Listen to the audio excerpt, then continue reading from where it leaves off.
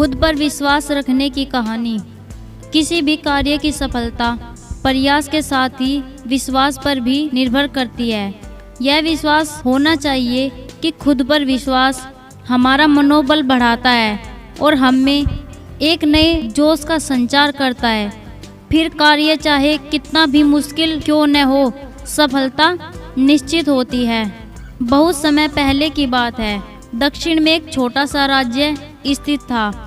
राजा द्वारा राज्य का संचालन शांतिपूर्ण रीति से किया जा रहा था। एक दिन अचानक उसे खबर मिली कि एक बड़े राज्य की सेना की एक बड़ी टुकड़ी उसके राज्य पर आक्रमण के लिए आगे बढ़ रही है। वह घबरा गया क्योंकि उसके पास उतना सैन्य बल नहीं था जो उतनी बड़ी सेना का सामना कर सके।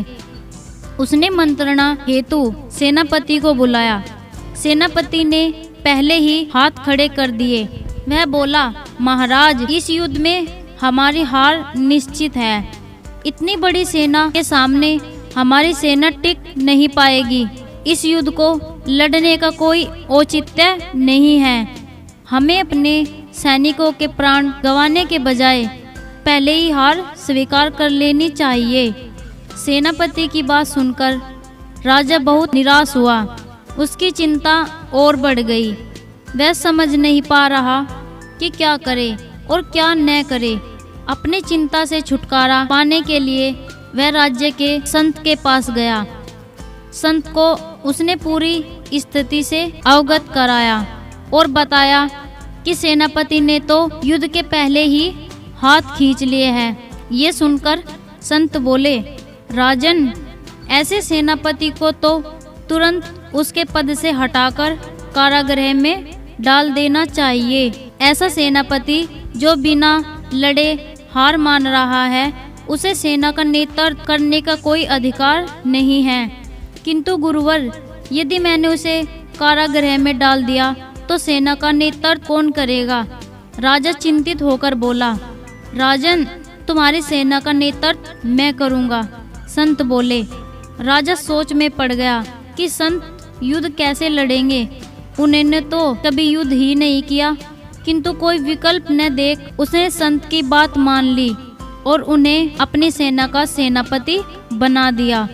सेनापति बनने के बाद संत ने सेना की कमान संभाल ली और सेना के साथ युद्ध के लिए कूच कर दिया।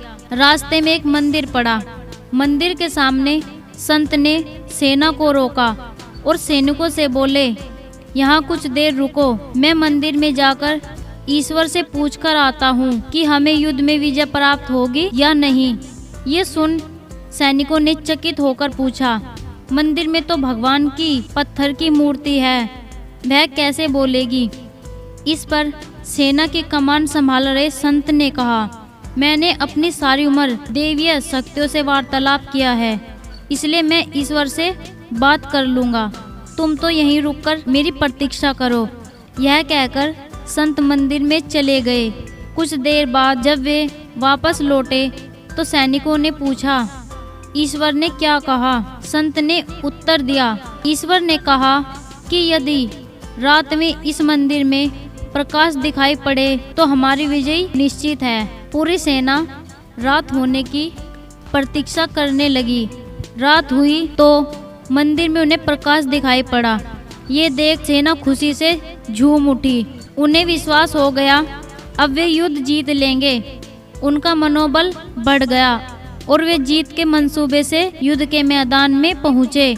युद्ध 21 दिन चला। सैनिक जी जान से लड़े। फलस्वरूप उनकी विजय हुई।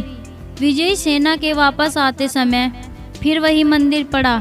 तब सैनिकों ने संत से कहा कि ईश्वर के कारण हमारी विजय हुई, आप जाकर उन्हें धन्यवाद दे आए। संत ने उत्तर दिया, इसकी कोई आवश्यकता नहीं है। यह सुन सैनिक कहने लगे, आप कितने कर्तघन हैं। जिस ईश्वर ने मंदिर में रोशनी कर हमें जीत दिलाई, आप उनका धन्यवाद भी नहीं कर रहे। तब संत ने उन्हें बताया, उस रात मंदिर से आने वाली रोशनी एक दिए की थी और वह दिया मैं वहां जलाकर आया था। दिन में तो वो रोशनी दिखाई नहीं पड़ी, किंतु रात होते ही दिखाई देने लगी। दिए की रोशनी देखकर तुम सबने मेरी बात पर विश्वास कर लिया कि युद्ध में विजय हमारी होगी। इस तरह तुम सबका मनोबल बढ़ गया और तुम जीत के विश्वास के साथ युद्ध के मैदान में गए और असंभव लगने वाली विजय तुमने प्राप्त की। इस कहानी से हमें यह सीख मिलती है, खुद पर विश्वास रखें और परिश्रम करते रहे, विश्वास की विजय होगी। हमारी सोच ही आगे चलकर वास्तविकता का रूप लेती है, इसलिए अपनी सोच पर ध्यान दें, सदा सकारात्मक सोचें ताकि सकारात्मक परिणाम मिले। दोस्तों, आपको यह कहानी कैसी लगी? आप अपने कमेंट के द्वारा हमें अवश्य बताएं और ऐसी ही कहानी सुनने के लिए हमारे चैनल को सब्सक्राइब करें। धन्यवाद।